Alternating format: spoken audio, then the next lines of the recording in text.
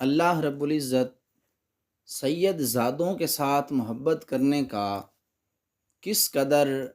صلہ دیتا ہے اور کس قدر انعام و کرام سے نوازتا ہے، اس کے متعلق بڑا ہی پیارا اور دلچسپ واقعہ آپ کو سناتا ہوں۔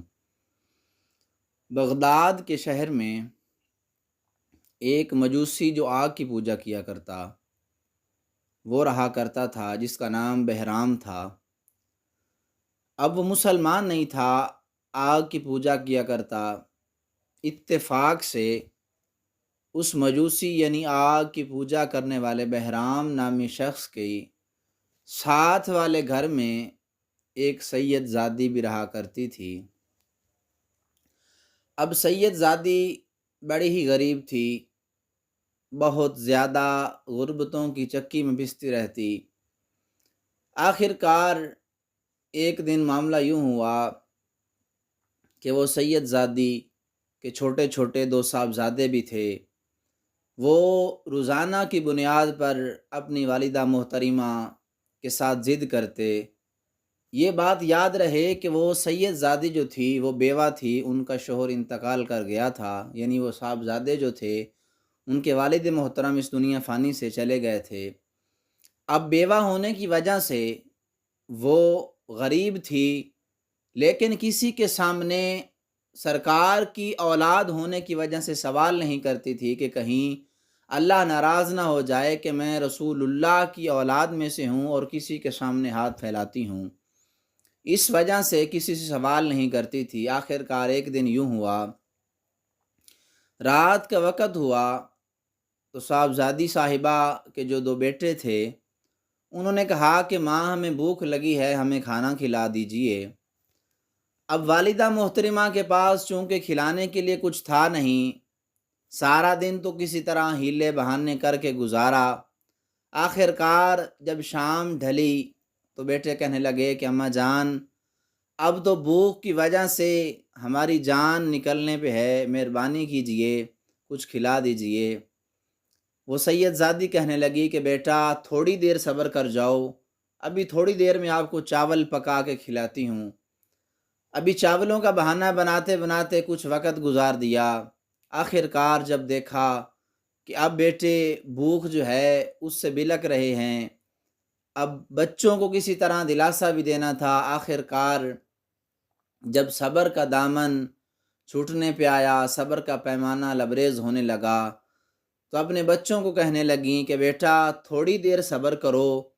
ابھی میرے گھر کا جو دیا ہے وہ نہیں جل رہا،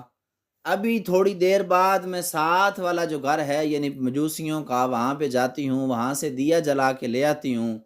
روشنی ہو جائے گی تو پھر روشنی میں آپ کو کھانا کھلا دوں گی۔ بچوں نے کہا ٹھیک ہے ماں، آپ دیا جلا کے لائیں، ہم اتنی دن میں انتظار کرتے ہیں اور پھر اس کے بعد ہم کھانا کھائیں گے۔ اب والدہ محترمہ وہ دیا اٹھا کے جس میں تھوڑا سا تیل موجود تھا اس مجوسی کے گھر جاتی ہیں، وہاں جا کر اس دیے کو جلایا۔ جلانے کے بعد تھوڑا ہی سفر کیا تھا کہ پھر پھونک مار کے دوبارہ سے دیے کو بجھا دیا۔ پھر دوسری مرتبہ اس مجوسی گھر تشریف لے گئیں، پھر دوبارہ دیا جلایا۔ دیا جلانے کے بعد پھر اسی طرح تھوڑا سا سفر کیا، پھر دیا بجھا دیا۔ 3 4 مرتبہ جب اس طرح کیا تو وہ مجوسی کی نظر اس سید زادی پہ پڑ گئی۔ آخر کار اس نے پوچھا کہ بیٹا آخر معاملہ کیا ہے کہ تو آتی ہے، دیا جلاتی ہے، تھوڑا سا سفر کرتی ہے، پھر دیا بجھا دیتی ہے، پھر جلانے کے لیے آ جاتی ہے۔ پھر اس وقت اپنی اولاد کی محبت کی وجہ سے سید زادی نے اس مجوسی یعنی جو آگ کی پوجا کیا کرتا تھا اس کو سارا ماجرا سنایا کہ اس طرح میں تیری پڑوسن ہوں اور میرے خامد اس دنیا فانی سے چل بسے ہیں اور میری اولاد اس طرح ہے، اور صبح سے میرے بچے بھوک اور پیاس کی وجہ سے بلک رہے ہیں، اور ہمارے کھانے میں کچھ بھی موجود نہیں ہے، ہمارے گھر میں اتنا مال نہیں ہے کہ ہم کچھ کھا پی سکیں۔ مجوسی جو ہے اس کی یہ بات سن کر زاروں قطار رونے لگا اور اس سید زادی کے سر پہ ہاتھ رکھ کے کہا کہ بیٹا تو میری بیٹیوں کی طرح ہے، روزانہ آپ کا کھانا میرے گھر بنا کرے گا اور آپ اپنے بچوں کو لے کر آ جانا، روزانہ کھانا کھا کے چلے جانا۔ اب اسی وقت مجوسی نے سید زادی صاحبہ سے کہا کہ ابھی آپ اپنے بچوں کو لے کر آئیں، میں کھانا تیار کرواتا ہوں،